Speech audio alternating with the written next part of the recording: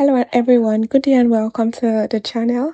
In today's video, I'll be solving the first homework set of PDEs 1, which is linear PDEs. And in the first class, we talked about the first section was about 4 important linear PDEs, of which the transport equation and Laplace's equation are 2 of them. And this first homework set is about those 2 problems. So in question 1, this is a transport PDE, and we are told to find u of x given this IVP. And we have B, a vector in Rn, and C, a constant in R. So this is how I go about solving it. I like to rewrite the question so that I have it in my own words and somehow absorb more information that way. Then next, I move on to define this function z of s. Okay, so I define z of s here. And I simply do that by translating t and x. And we'll see why we choose this formula for z of s in a second, why we define z this way. So if I define z this way, then I can differentiate z. And yeah, we're assuming that u is continuous. U is continuous and differentiable. Actually, we assume that u is C2 because we have 2 derivatives, and in the regular sense, we would expect u to be C2 in order to have a Laplace operator on u. Well, that does not always have to be the case, but we assume that in this homework. So z prime of s would be equal to this.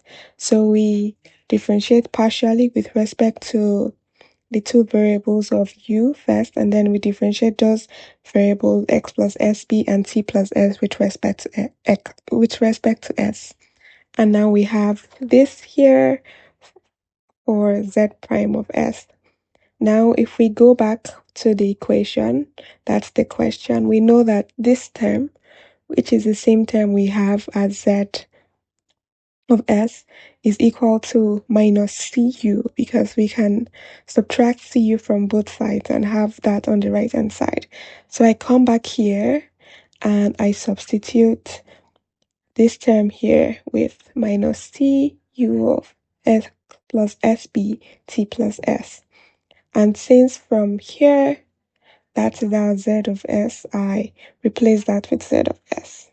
So this is my equation 1. And then I also note that when s is equal to 0, we simply have u of x comma t. So if I place 0 here instead of s, I have z of 0 is u of x t. And when s is minus t, u would z of minus t is simply u of x minus t be 0.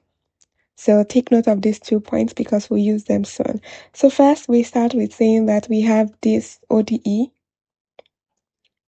Z prime of s is equal to minus c z of s, and z of minus t is equal to u of x minus t be 0, which is equal to this, because remember from the differential equation we were given, when t is equal to 0, u of x is simply g of x.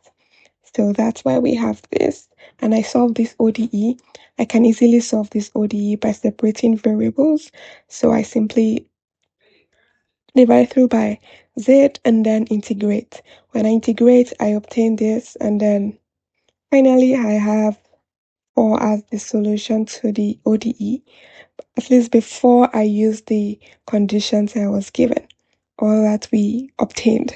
So using this condition now, that when s is minus t, z is equal to g of x minus tb, I can solve for the constant k2. So when I use that condition, I obtain k2 is equal to this. And now I've solved the ODE z I've solved the ODE for z. So z of s is equal to this. And now I come back to what I stated here, that for where I said that z of minus t is equal to u of x minus t be 0. And using that, so sorry, where I said u of xt is equal to z of 0, substituting that into this equation that I call 5, we obtain u of xt is equal to this. So this is the formula for the solution to the PDE. Now the second question asks us to prove that Laplace's equation is invariant under rigid motions, which are translations and rotations. Laplace's equation is given by this is equal to 0, where this operator here is what we call the Laplace operator, and it's defined by this. So it's simply the sum of the second partial derivatives of u with respect to each of the variables in Rn. So I assume that u goes from Rn.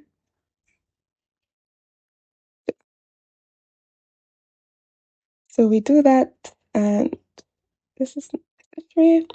So first, I show the invariance under shift. So I define y to be x plus r, where x, y, and r are Rn. And then I show that when I take u as a function of y and differentiate u with respect to y, and then I take the Laplace operator with respect to y, I get the same value as when I take the the partial derivatives of u with respect to x. So if yi is equal to xi plus ri, then the u the xi will simply be the u the yi times the yi the xi, and since yi is simply xi plus ri, that's simply 1. So the u the xi is the u the yi for each I. And similarly, when I differentiate again, I get the squared u the xi, they should be squared, is equal to the squared u the yi squared for every I. And if this holds for every I, then the sum, which is the Laplace of u, would simply be the sum of each of these from I equals 1 to n, and would be equal to this, which is the Laplace operator with respect to y. I think I could include this for clarity to show that this is with respect to y, while this is with respect to x. So the Laplace equation is invariant under shift because these two are equal. If this is equal to 0, then this would also be equal to 0. Now, invariance under rotations. To show that, I let x be in Rn and I define y as Rx, where R is an orthogonal matrix. That is, R transpose R is I, and determinant of R is 1.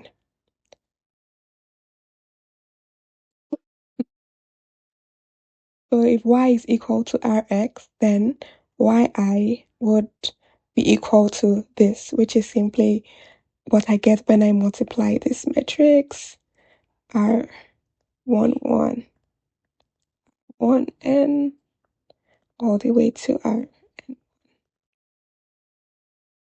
x1, xn. So each yi is a function of the xi's following this relation. And I also note that R transpose R being equal to the identity matrix implies that this sum is equal to 1 because that means only the diagonal entries of R transpose R are 1. Every other entry is 0. And that's simply what I'm saying here. So it's 1 if k equals j, that's if it's on the diagonal, and anything outside the diagonal of the R transpose R is equal to 0. Now I move on to differentiate partially. The u the xi would be the sum from k equals 1 to n of this product. So I first differentiate u with respect to each of the yks, and then differentiate each of the yks with respect to the xi. But I know that is equal to this, so when I differentiate this with respect to the xi, I get rki. So you can look at that carefully, and I'm sure you see it more clearly. Next, I differentiate now that xi, I differentiate this again with respect to xi to get the second derivative. And I follow something the same steps, exactly the same steps. So this is that xi of this sum. I bring out the sum and the RKIs, and then I consider this derivative. And again, I use partial differentiation. So I differentiate first with respect to the yj's, and then differentiate each yj with respect to xi. And now I have this sum. And remember, the Laplace operator is the sum of the partial derivatives of u with respect to each of the xi's. So I sum up all of what I have here in equation star, and this gives me this term here.